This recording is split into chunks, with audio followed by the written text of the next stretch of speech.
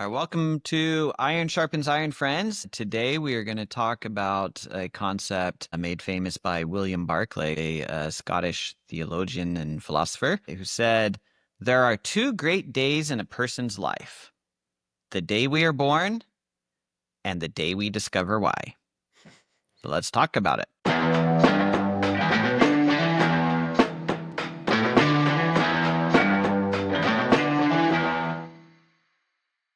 Welcome back to Iron Sharpens Iron, friends. Solo is on vacation with his family and is practicing what he and I preach. And therefore, he is not with us and is dedicating all of his time and attention to being with his family. So I'm proud of him for doing that. And therefore, we have a familiar face with us this week.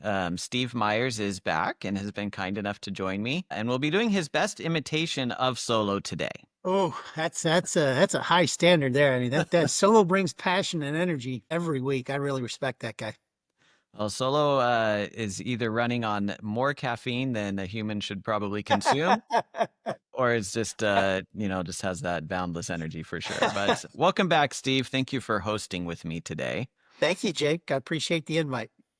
So today we are diving into the statement by William Barclay. There are two great days in a person's life: the day we are born and the day we discover why, which is a pretty profound statement. Last week, Solo and I talked about one of the foundational pillars of growth and achievement, which is personal ownership and responsibility.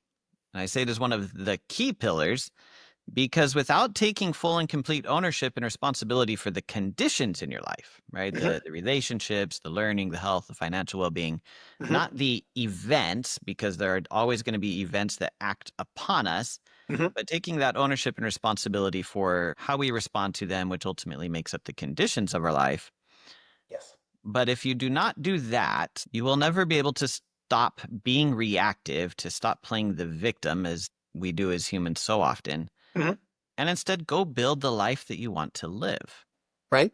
Right?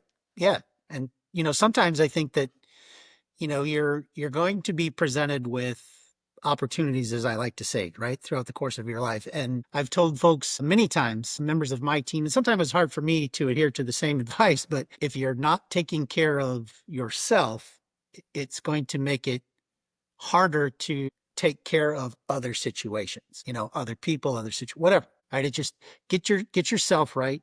And then your ability to impact and influence, I think, improves greatly. By the way, I want to tell you before I forget, when you sent the worksheet over and I read that quote from Mr. Barclay about the two great days in a person's life, I bet I read that thing 10 times, just back to back to back to back, because I thought it was so good. It's really something we don't think about. Mm, I've talked before about how there was a turning point in my personal life, which is when I went out to Arizona. I spent a week with Canfield, and he just opened my eyes to all these things that no one had ever presented it in that way before. Right? We read in the Bible, "As a man thinketh, so is he." Right? That our mhm, thoughts are things, and what we focus on, we bring about more in our life. And so, I've had the Christian philosophy, if you will, embedded in me since I was a child, and I absolutely try to model my life after that as much as I can, right? sure. Hmm. But, you know, even knowing that there's a place I came from, there's a reason I'm here on the earth, and there's ultimately a destination I'm striving for the eternities, even knowing Right. that, it's really understanding what is your purpose, right? Solo says it this way. He says, what is it that God is putting in your heart to do? Hmm. And I like that way. I like that mentality or that way of looking at it, because I spent so much of my life just kind of going through the motions. And there are things Hmm. that I like to do. I really enjoy golf. I play less of it right now than I wish I could. And a lot of that is I choose to spend. My kids choose their activities, and therefore they choose for me that I'm going to help run them around to go to those activities. Yes. And so there's less time for my activities, and that's okay. I have limited time with them in the home, so I'll spend it with them. Yes. And unfortunately, none of them have picked up the game of golf. So that's not one of their key activities. But so, as I went through college and things and was choosing classes, there's obviously things that I chose, but it wasn't just this like drive to go do. And Mm, that's what we want to talk about today is is really discovering that why, right? The day Mhm. we discover why we are here on the earth and what is it that God put it in our heart to do.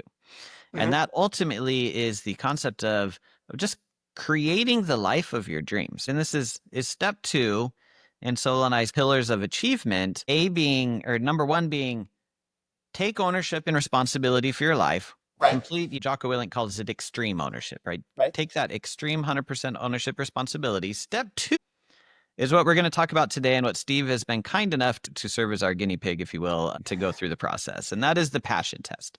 Yes. So the passion test helps us understand our why that William Barclay referenced. And so this episode is intended to be a little more interactive, friends. So you want to hit the pause and complete the activities with us as we go through it. But this passion test is something I was introduced to by a woman by the name of Kathleen Seeley. Now, Kathleen is the founder and CEO of a company called Massively Human Leadership. Hmm. And she's just this phenomenal human being. So Kathleen, if you ever listen to this, totally have nothing but love and respect for you. It was great to get to meet you a few years ago. But I had the privilege of spending some time with her at that conference out in Arizona and just Yes. learned so much from her as That's excellent. going through this process in the few days that I was out there. And the purpose is to help whoever's going through this. So each of us, as we go through this test and process, is to really just go deep into themselves, right? Just really like focus and go really deep into your soul, if you will, and identify the things that bring you the most peace, the most joy, and the most fulfillment in your life. What are those things that just fill you up, that make you feel excited about going and doing them? And as we were just talking, too often in life, we allow everything around us to just act upon us. And so we're being reactive and Right. we're not being purposeful about how we spend that time. Right. And so therefore we spend Yep. time on activities that don't really serve a purpose. So Mhm. scrolling through all the shows on the 27 different streaming services that are out there, spending hours and hours watching cat videos on YouTube or scrolling through the Insta feeds and TikTok videos. Before you know it, the day's gone and nothing was accomplished. Right. Which is why, I mean, and you referenced this in an earlier podcast, I believe it's the Marine lieutenant or general or some high ranking official in the Marine Corps was giving a commencement address, and he illustrated or used the illustration, make your bed every day. First thing you do when you get out of bed, make your bed. Because then if you accomplish nothing else the rest of the day, you started your day accomplishing something. Yeah. So I make my bed every single day. And then I've accomplished something. And it's that sense of accomplishment leads to the next one and then the next one and the next Yeah. one. And it And really to is your point, it's a powerful commencement address.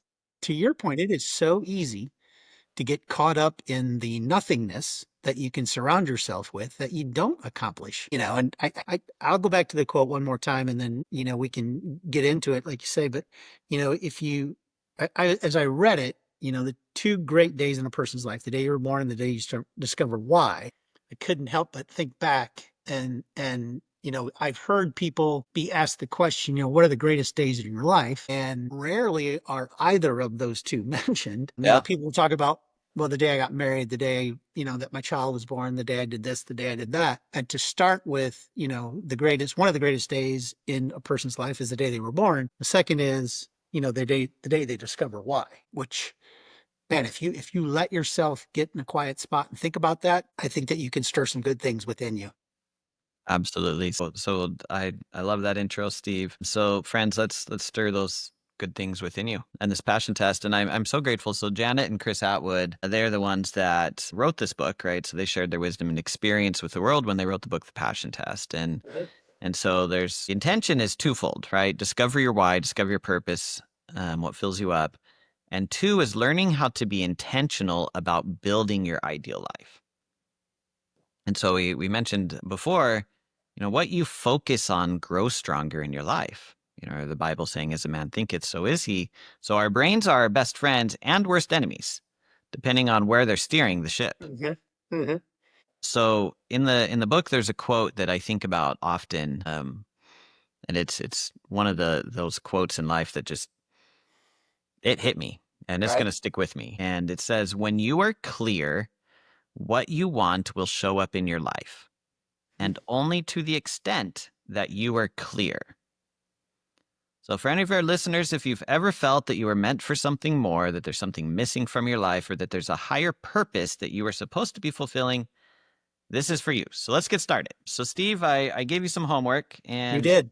for all of you who have not done this, once I explain it, hit pause, go do it. Find a partner to do it with you. It'll be more fun that way.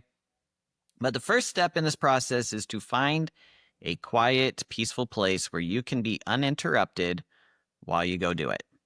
So, if it's to go hide in the bedroom and lock the door, to go, in the bathroom and lock the door, go out in the woods, go, if you're lucky enough to live by the ocean, go sit on the beach early in the morning before everybody's there, and just find where you can be calm, collected, and just meditate really on this. You'll need a pen and paper, a notebook, and at the top of it, you're going to write this statement: when my life is ideal, I am dot, dot, dot.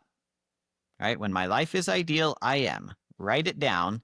And then below it, make a list of 10 to 15 things that answer the question.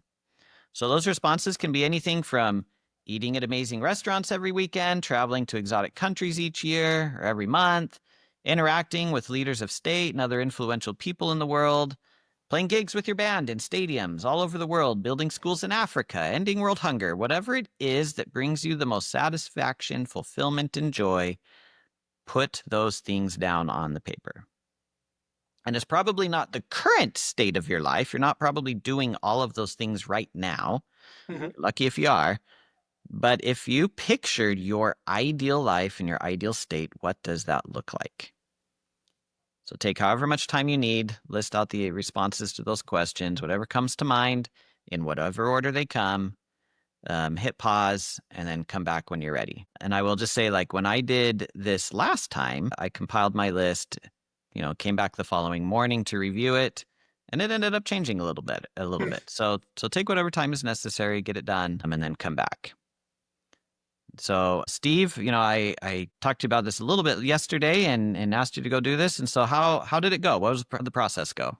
Well, it was, I'll be honest, right? It was a little terrifying when you sent me the text, right, and said, "Hey, I want you to do some homework and I want you to think of the passion test." And I do know that there are people probably very closely associated to me that would be in amazement that there's passion in here. Not passionate, because I can be passionate about a lot of things, but passion I think is a little bit different. So it was a good challenge. And I wrote it like you, right? I did it initially, and then I wound up adjusting it, changing it, tweaking it. And I was encouraged by the statement in the instructions that said it will change over time, right? So that was immediate. And that was probably just the flood of, when my life is ideal, I am, right? Just the flood of things that started to come to mind. And trying to hone in on the truisms within each of those, right? What is the thing that makes my life ideal? And to write down 10 or 15 of them, and not get cluttered in the chaos of thoughts that can happen as you try to find your quiet space. So it was a great exercise for me personally. So thank you for encouraging me to do it and having the opportunity to talk about it right here. Yeah, and it's interesting. You said, you know, the things you're passionate about, it may surprise people. And I think one of the things that humans struggle with in general is just being honest with themselves about what it is that Absolutely. really drives them. And we kind of get conditioned, I think, through the school system and different things that we all tend to go to. We get conditioned to think that you have to act a certain way or live a certain type of life or enjoy certain things. But we're all unique as human beings. And so our wants, our desires, our passions, they're going to be unique. Mhm. As a personal example, so I am a phenomenal pianist. Okay. I've played the piano since I was 6 years old. Took lessons for a number of years. Had the opportunity, or was at least invited, to go and study with a professional pianist in the state of Idaho, and didn't ultimately end up doing that because piano wasn't cool in school, Steve. Like growing up, everybody was supposed to be the athlete and either Yeah. on the football team or basketball team or whatever, right? And so Yes.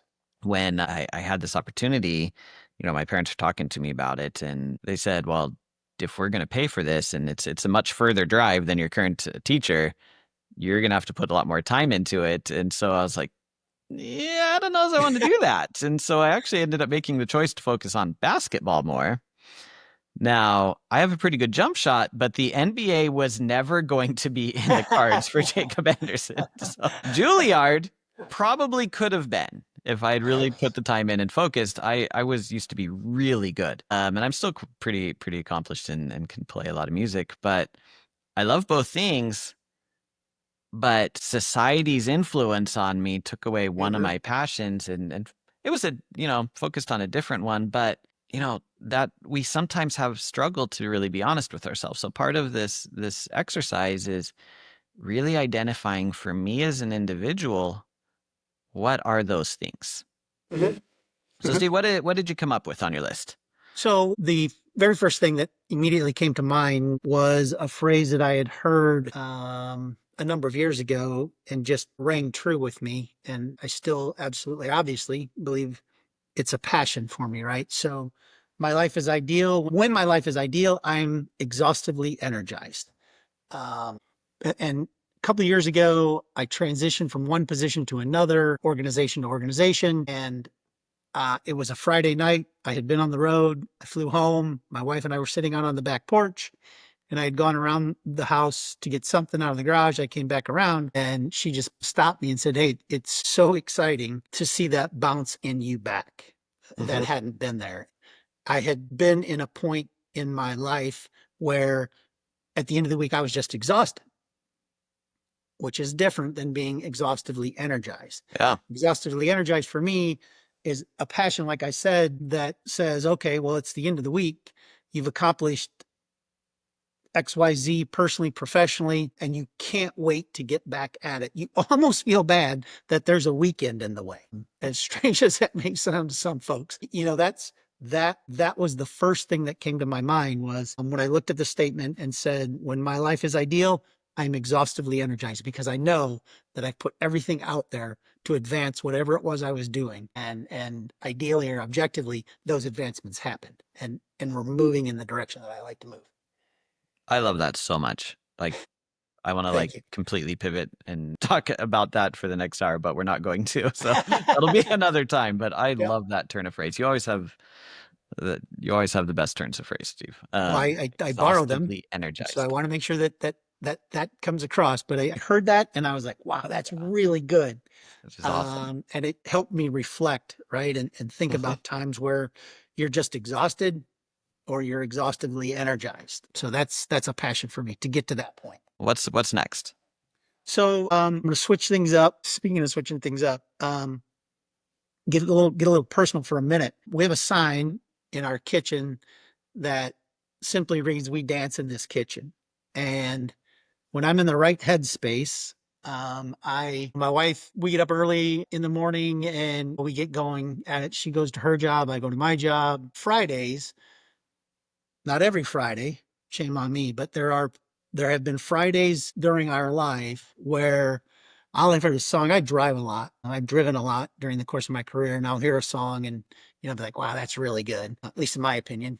So I'll ask Alexa. For those of you who may not be familiar, that's the thing that sits on your counter, and you can tell it to do things, and it'll magically do them. I'll have Alexa play a song, and my wife and I'll a quick dance before she goes off on her day. That's when my life is probably the most ideal, Hmm. is when we've had the opportunity to have that connection first thing on a Friday morning and just, make it happen. And it can be a fast paced song, it can be a slow paced song, but it's just, and it's not the song, right? It's the connection that happens as a result of what's playing on Alexa.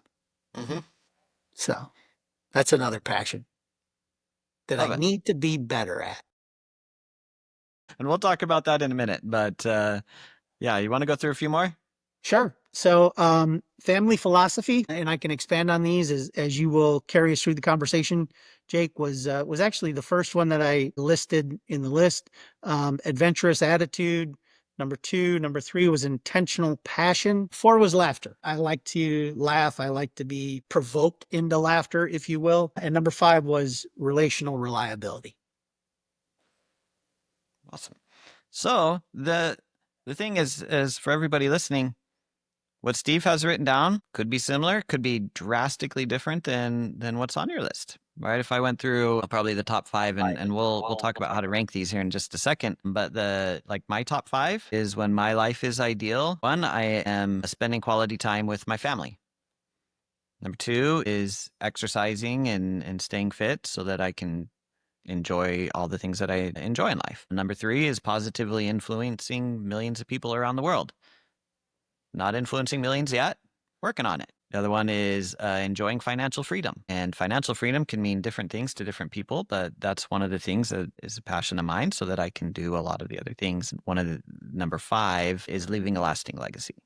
And it's interesting because I'll expound on that one just a little bit. Is Elise and I were able to get away and go have some date time last night, and we were talking about the podcast and things. And as I had the realization that I hadn't thought on before, that part of leaving a legacy for my kids is the fact that since Sola and I are spending a lot of time recording this, eventually this will be something that it's there forever.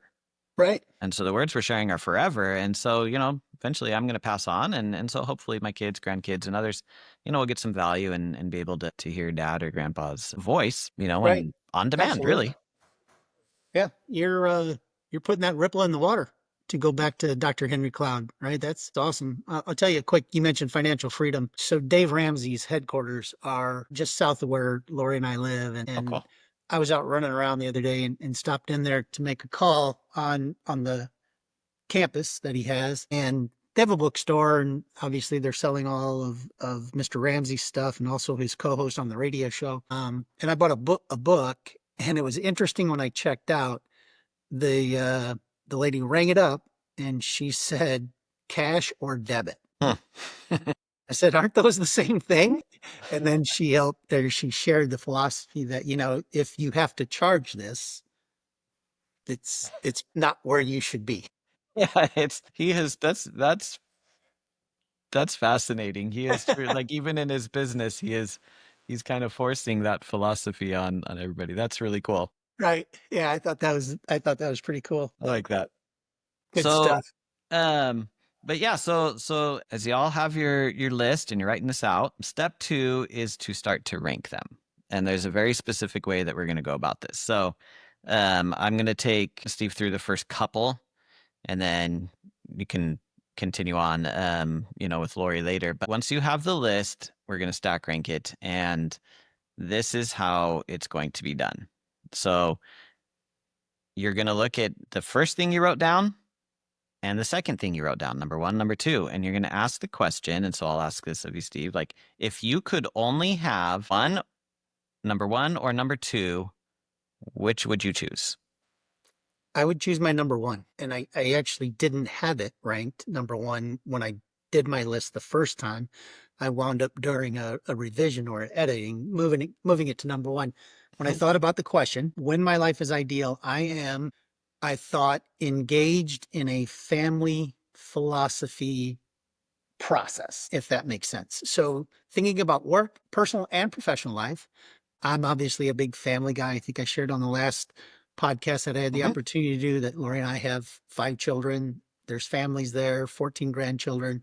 So obviously we have a large family. That's one thing. But to be intentionally in a family philosophy, I think is different.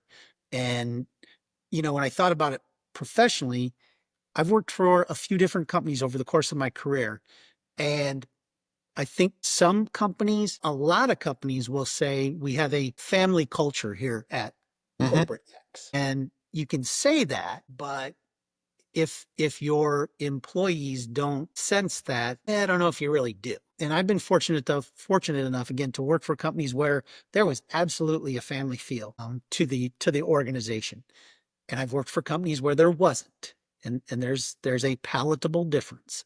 And I just think that when you have a family philosophy approach to your organization or your personal life, it's different than if it's not there. I think that you have a deeper appreciation for people. Mm-hmm. I think that you demonstrate genuine servanthood with those people. And you can do it. You can do it in both. You can do it in both environments. You can do it in a personal aspect, which you probably should, but professionally, you can do the same thing. I mean, I think back to, one of the first experiences that I had to demonstrate something like that. It wasn't early in my career. It was later on in my career, but we were connected with the community, one of the communities with which I had responsibilities. Our field team got connected with a local church around the holiday season that was going to do a dinner for the homeless folks around their parish, right? Mm-hmm. So I flew in, got with my local team, we went shopped, we cooked, we prepared, and we fed. And when I left that, there was a change in me, for a couple of different reasons. And it was just something that fortunately has been able to carry it on. One of the companies that you and I were both at had that same sort of approach. And Mm-hmm. I think that, my life, oh, I don't think there's a difference between what you think and what you believe. I believe my life is ideal when I'm engaged in a family philosophical approach to doing whatever you're doing. I love that. And it's true. It's why I like, Kathleen's company is massively human leadership, Mm-hmm. right? It's that human element and that family element is as you're saying. So number one beats number two. So between the family philosophy in approach to life versus your number three, if you could only choose one of them, which is it? I'm going to go with what I actually have as number two, which is an adventurous attitude. I think that my life is ideal when I have an adventurous attitude. And the thing that came to mind for illustration for me was when I was informed that my experience and talents were no longer needed at company X. It was the very first time that it had ever happened to me in my career. And I had been probably a few decades into my career. It was obviously shocking. I mean, you've experienced the same sort of opportunity, if you will. But what I learned and realized was after being miserable for a few days, my champion, right, Lori, one Friday said, "Hey, let's get some stuff together and drive to Florida." I was like, I don't have a job. Life's not ideal at the moment. And her adventurous attitude is just infectious. And it was not that she didn't care, but she cared enough to say, we should do this right now because we're going to go to Florida, which is a spot that we like. You mentioned earlier in the conversation, and man, if you ever get the chance to sit on the beach at the ocean early in the morning, it's just amazing. Mhm. And unfortunately, there's probably a lot of people that won't get it. But for those of you who do and can appreciate, that moment or those moments, we're going to visit friends that we hold very dear, right? They've been very impactful in our lives. So, just have that adventurous attitude. And I believe that your life is ideal when you're in that space, right? You're just not careless, but you're just, doing things that move you to the state of being exhaustively energized instead of just exhausted. Make sense? Yep, absolutely. So the adventure spirit is so far winning out.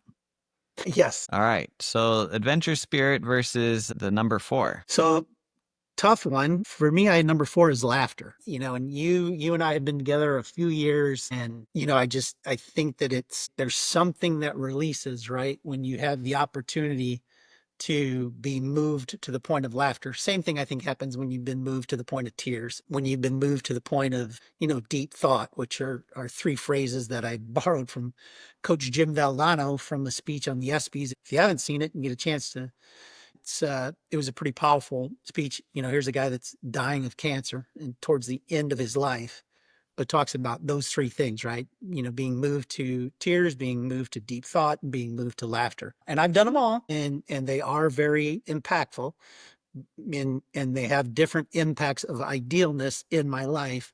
But my life is ideal when I'm engaged with genuine laughter. It's just, to me, it's energizing. So if you could only choose the adventurous spirit and not have laughter, would you? Jacob. This is the hard part. So friends, as you're thinking through this, I'm going to give Steve a chance to think about this for a minute. Because the point is to identify what is truly the most ideal for you, right? What is the most important as part of your passion? So, as we've already seen, right, we started with number one versus number two, number one, one. And then number two, or so number three beat number one. So now we're identifying three versus four here on Steve's list. And so that may change, right? Which one continues to be the most important?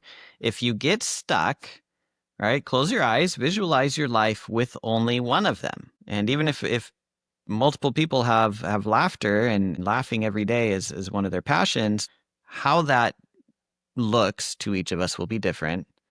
Visualize with only one of these, and then visualize with the other, right? One, you only have one in your life versus the other. What is unacceptable to be without? Or which brings more joy and to have? And it Yeah, doesn't mean you're going to cross something off the list. right. It's just a ranking. I think that I believe my life is more ideal when I have that adventurous attitude, that adventurous spirit, right? Mm-hmm. Existing in my life. I think that, maybe as a consequence of having that, there's an opportunity for laughter to Yep. be created or for those other emotions to be evoked because you're doing things that, create energy within you as a result of being adventurous, smart about it, right? I mean, there's things that you can do that are just, dangerous, but to have an adventurous attitude, I think gives you a different outlook on whatever it is you're approaching, personally or professionally. Yeah, if your adventure spirit's going to take you to skydiving, make sure you leave the plane with a parachute. Absolutely. All right. Absolutely. So the adventure spirit wins out versus the laughter. What about versus the next one? Adventure spirit versus what are we at? So Number my number five was relational reliability. mm-hmm. And I believe it ties pretty closely with with a family philosophy. When you have relational reliability, like I believe you and I have relational reliability, because we can talk about professional experiences, we can talk about personal experiences, we can talk about ourselves with each other. Mm-hmm. To me, that's a really strong relational reliability.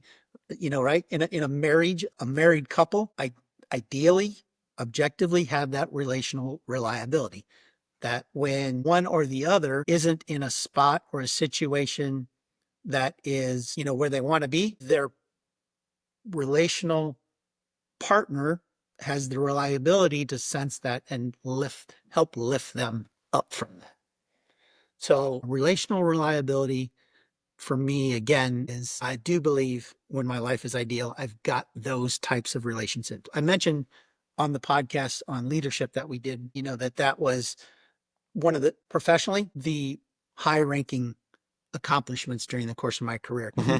This type of relationship, relational reliability.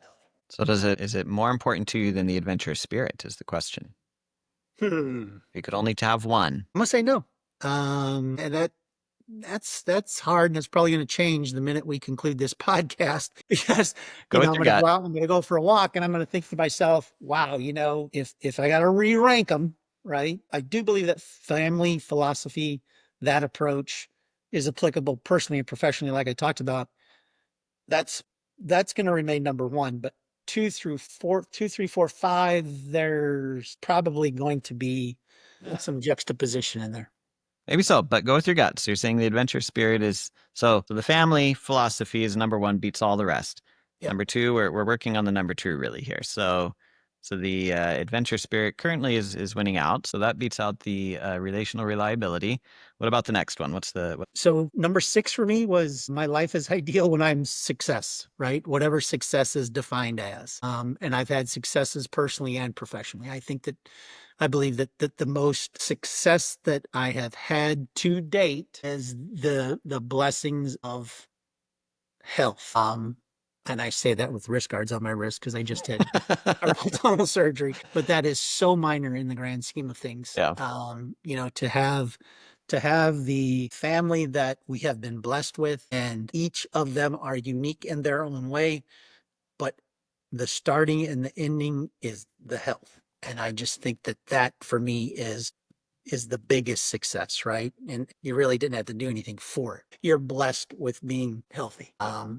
And it doesn't happen for everybody. So I do not take that lightly. So success versus the adventure spirit, if you could only have one, which do you Adventure choose? spirit. Okay. Yeah. adventurous spirit, laughter, relational reliability. Yeah. They're gonna beat down, that whatever success looks like. Okay. Number 7. This was a controlled aggression is what I wrote down.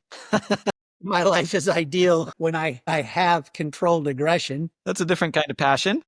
right? It's passion. It's not what I'm passionate about, right? But that kind of comes out during the course of, I thought back over life's events and even thinking forward, that I enjoy playing golf. Mhm. I'm passionate about playing golf. Some people would say it's a passion of mine. I don't have it on my list. In fact, I don't have any sports related things on my list. That's shocking. Yep. But there's definitely passion there, but controlled aggression to me, thinking about it personally, professionally, on the golf course, on the ball field, in a relationship, kind of is knowing when to say when, right? It's really easy to have the explosion, if you will, and you don't realize at the time the ripple or the impact that is going to be caused by the explosion. Someone once told me, if you get to that point and you think that you're going to lose control of your aggression, ask yourself the simple statement, will it make you feel good emotionally? Because it Yeah. might. It might if I blow up on you or someone that not that you're not close, right? But if I blow up on a family member for something that really is inconsequential and I don't demonstrate the ability to control my aggression, the fallout on that is Yeah. damning. And another one on my list here is the choice of words. My life is ideal when I am conscious about the choice of words I use because it's so easy to do damage to someone's spirit or mental state by not being your best self. And you talk a lot about being your best self. And, that's the objective. That's the goal is to every day be the best person that you can be. And obviously you're illustrating points along the way during the course of your podcast that put you in that path. For me, part of it is making sure that you choose your words wisely. Do either of those beat out the adventure spirit? Looking at what do we got, 9 and 10? Do either of those beat out adventure spirit? All right. So we've got the first two. So for those listening, go through this. It's easier with a partner because they can kind of ask you the questions and help you think through it. But the point is, you identify number 1, then you look through the list. What is your number 2? And you just continue to go through it until you have them ranked, until ultimately you're gonna end up with 1 to 10 in order of what is truly the most important. So for Steve, we got the family philosophy, and then we've got the adventure spirit, or the top 1 and 2. Mhm. Part 3, and we're not going to take the time to do this, but this will be the additional homework. Steve didn't know what he was signing up for here. He's getting this homework. But step 3 is how rate them. So look at your top 5 primarily. You can go through all 10, but the top 5 is really where we're going to spend the most of our focus for the remainder of this exercise. And where, as individuals, we should focus the bulk of our time is on 1 to 5. So if you look at them, and so Steve, you can think through this with your family philosophy one, is on a scale of 1 to 10, 1 being you're not really living that passion at all, and 10 being you're living it to the fullest. How well are you living your passion of living with that family philosophy? All right. And the purpose of this is to show ourselves whether or not we're focused on the right things on a day to day basis. So, we mentioned earlier about doom scrolling on social media and looking at cat videos and everything. That has its place. But could you instead use that time on something that fills you up truly? And, I would hazard a guess that nobody is putting on their list, my life is ideal when I'm scrolling through TikTok videos for 2 to 3 hours a day. So if you go through your list and you're crushing all of these and you're 9 and 10 on them all, props to you. If you're like the rest of us and there's several things that are a 5 or less, you know where you can focus more of your attention. That's good. That's good. For me, honestly, I'd score myself, an 8, right? Pretty high. Mm-hmm. I wouldn't score myself a 10 simply because that's not how I'm wired. I don't believe that you're ever going to get there. You will one day, right? The Mm-hmm. ultimate getting there, but you can always be doing things like I like to say, and people are probably already tired of hearing it, of moving in a forward direction, Yeah. right? So not staying stuck. So I think that my belief is that, right in that 8 range, right? No, which is awesome, right? And then I as you go will. through and you look at the adventure spirit, and as you Yep. identify your 3, 4, 5, 6, right? Score them. And the things that you've got as a 8, 9, 10, maybe that isn't taking as much of your focus, and you dedicate more of your time to living more of your passion with the things that are, you know, the 4, 5, 6s, or 1, 2, 3s, right? Like, you don't need to focus all of your time on all 10 things because that just feels overwhelming. But if you are, however, living really high on the top 3 things on your list, well, then what we're going to talk about next on our note cards here in a second, that's probably, numbers 4 to 7 or 8. Hmm. So score them all. Step 5 is going to take a little more time. Well, sorry. So step 4, because we just did step 3. So step 4, once you've scored them, grab your notebook and close your eyes and just visualize, what does that ideal state look like for that particular passion? And use as much detail as possible. Write a solid paragraph describing what is that ideal state in your mind. As you visualize, that family philosophy, Steve, like you're thinking, write it down. This is what that looks like. This is how I imagine it being. For mine, so I'll take my passion of positively influencing millions of people through my work. When I picture it, it includes this podcast. This is something that came from the passion test for me. And it's this podcast, the positive messages that to me and my co-hosts share.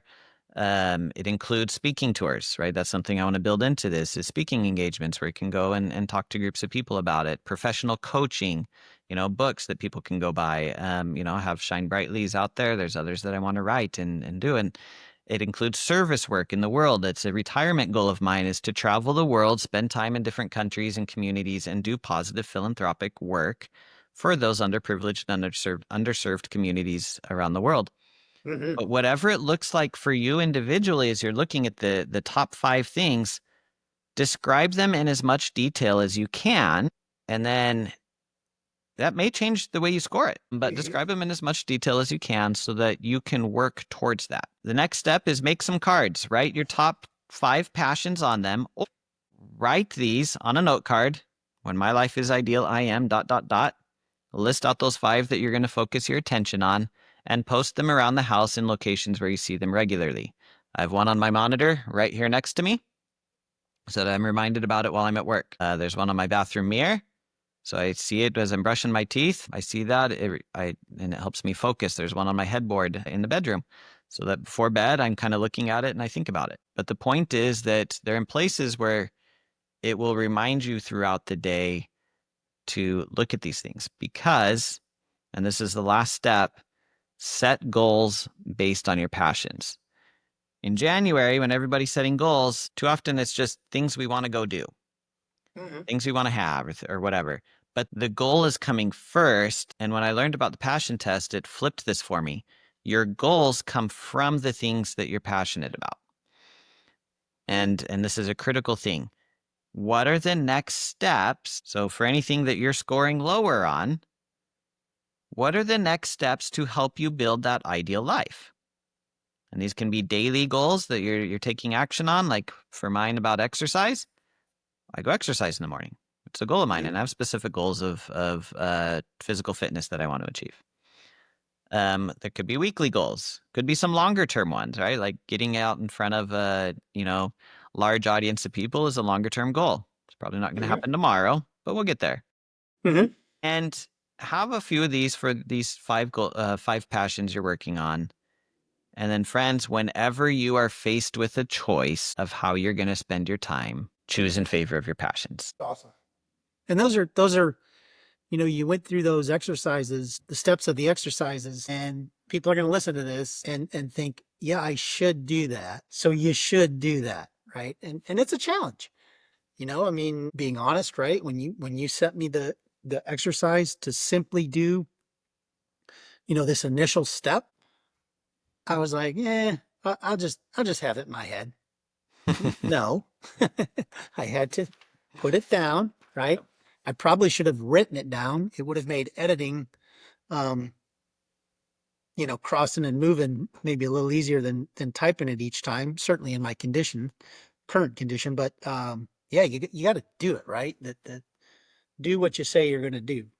It's one thing to think about it. It's 100% different to actually do it. So heed the advice of my good friend Jake and work through the exercises.